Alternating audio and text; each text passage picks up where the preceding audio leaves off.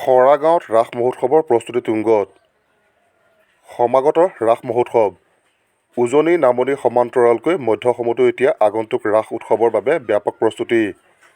মধ্য অসমৰ ভিন্ন প্ৰান্তৰ সমান্তৰালকৈ ৰহাতো আগন্তুক ৰাসৰ বাবে প্ৰস্তুতি তুংগত উঠিছে।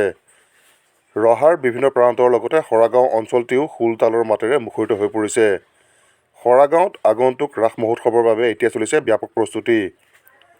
ববৰাতি খৰাগাঁও সাৰ্বজনীন ৰাস মহোৎসৱ উদযাপন সমিতিৰ উদ্যোগত 8 আৰু 9 নৱেম্বৰত দুদিনীয়াকৈ খৰাগাঁৱৰ ৰাস ফিল্ডত অনুষ্ঠিত হ'বলগীয়া ৰাসে এইবাৰ 49তম বৰ্ষত ভৰি দিছে। 49তম বৰ্ষত ভৰি দিয়া ৰাস মহোৎসৱৰ বাবে অঞ্চলটোৰ কণ কণ শিশুৰ পৰা আৰম্ভ কৰি পুৰুষী গাভৰু বোৱাৰী সকলো এতিয়া এনেদৰে হৈ পৰা দেখা গৈছে। খৰাগাঁৱৰ ৰাস ফিল্ডত আখৰাত ব্যস্ত।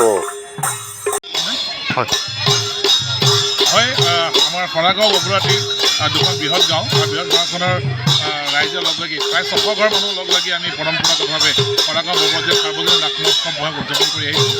সকলো ৰাইজৰ সজলবৰ সহযোগ আছে ইয়াত। একেবাৰে কণ কণ ল'ৰা ছোৱালীৰ পৰা ধৰি বোৱাৰী জীয়াৰী মানে সকলোৱে ইয়াত অংশগ্ৰহণ কৰিছে।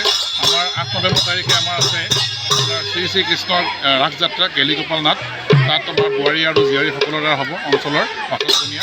আৰু লগতে 9 নৱেম্বৰত আছে আমাৰ বাচকবনীয়া শিল্পীসকলৰ দ্বাৰা এখন সামাজিক নাট মুনীন বৰুৱাদেৱৰ ৰচিত এখন সুন্দৰ সামাজিক নাট শেষ ভাওনাৰ ভাৱৰীয়া।